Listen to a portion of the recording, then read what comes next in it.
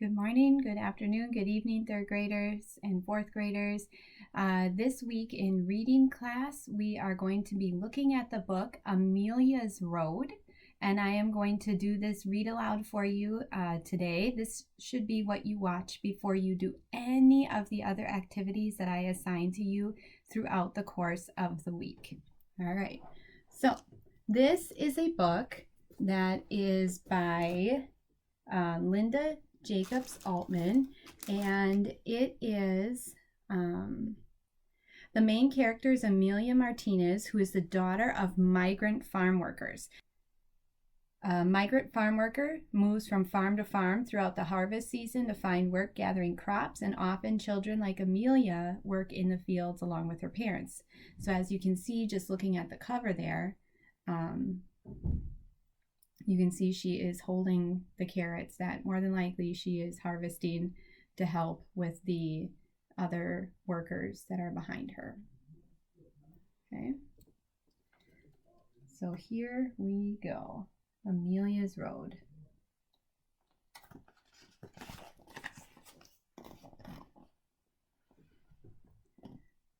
Amelia Louisa Martinez hated roads. Straight roads, curved roads, dirt roads, paved roads, roads leading to all the manner of strange places, and roads leading to nowhere at all. Amelia hated roads so much that she cried every time her father took out the map. The roads Amelia knew went to farms where workers labored in sun-struck fields and lived in grim gray shanties. Los Caminos, the roads, were long and cheerless. They never went where you wanted them to go. Amelia wanted to go someplace where people didn't have to work so hard, or move around so much, or live in labor camps. Her house would be white and tidy with blue shutters at the windows and a fine old shade tree growing in the yard. She would even live there forever and never worry about Los Caminos again. So right now she's not very happy about her situation.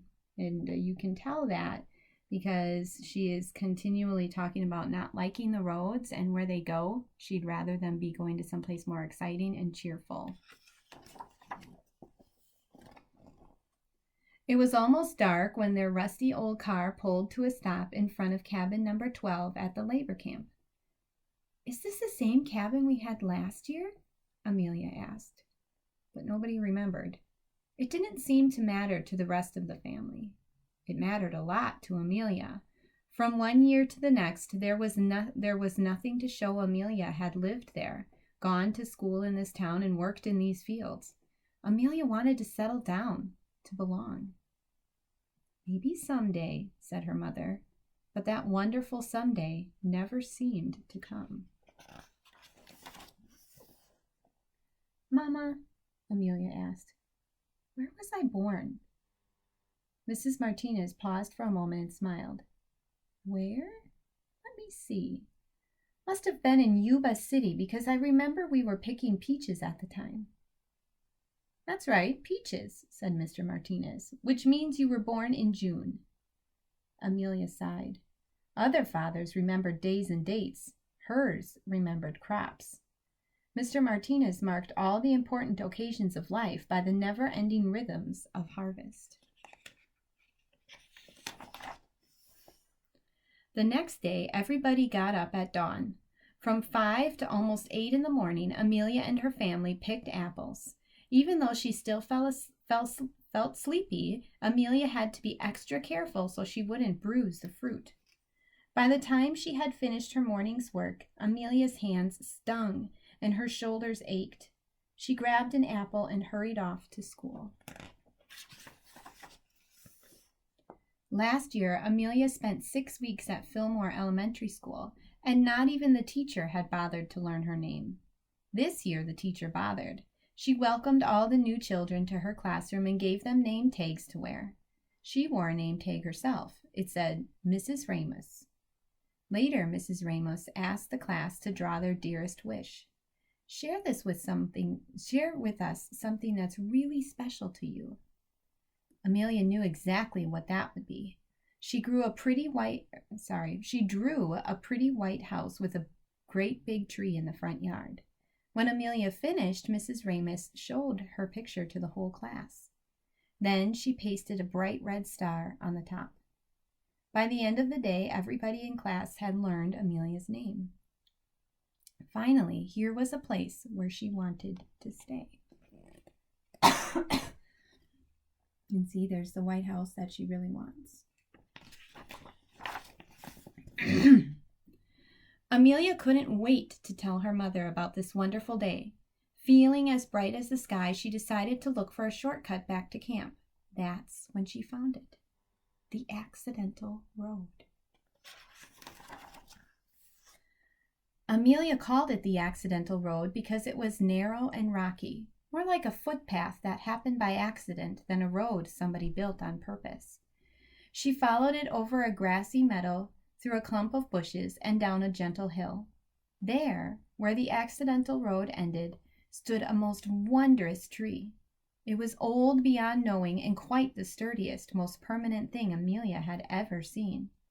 When she closed her eyes, she could even picture it in front of her tidy white house. Amelia danced for joy, her black hair flying as she twirled around and around the silent meadow. Almost every day when work and school were over, Amelia would sit beneath the tree and pretend she had come home. More than anywhere in the world, she wanted to belong to this place and know that it belonged to her.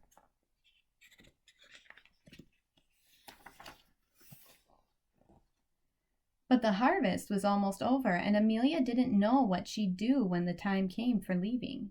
She asked everyone for advice, her sister Rosa, her parents, her brother Hector, her neighbors at camp, and Mrs. Ramus at school. But nobody could tell her what to do.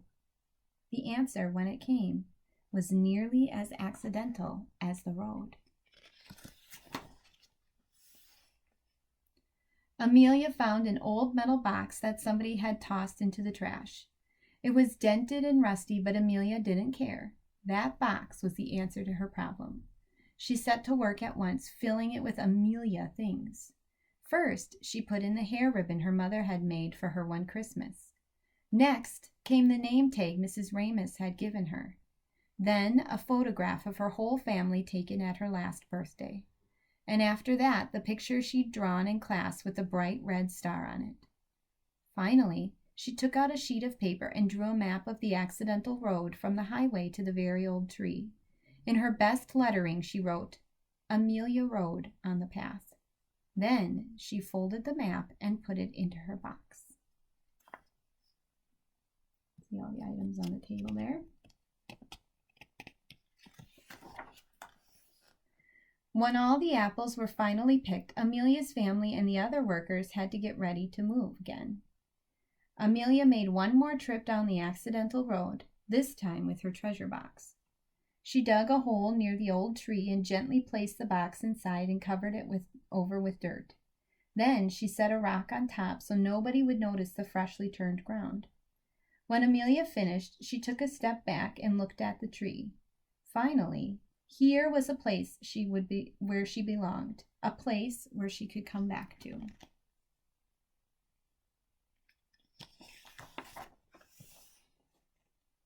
"I'll be back," she whispered, and then she turned away. Amelia skipped through the meadow, laughed at the sky, even turned cartwheels right in the middle of the accidental road.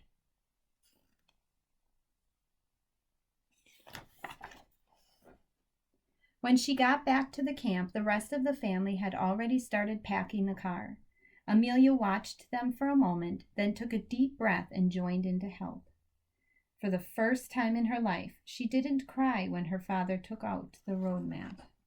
I wonder why she didn't cry this time compared to last time. Think about that. All right. Now on the back page, it just says a little note about it. It says, Amelia Louisa Martinez and her family and thousands like them are often referred to as migrant farm workers. This is because they usually have to move from one harvest to another and they do not have stable homes. Many of the migrant workers come from different parts of the world, such as Mexico, South America, or the Caribbean. But many of them are American citizens born in the United States. Some of the male workers travel by themselves and return to their families after the harvest. Others travel with their families. Out of necessity, even their children work in the fields. The constant work and moving about make it very difficult for the children to get to know a place or make friends. In this story about Amelia, my hope is to show how one girl finds a favorite place.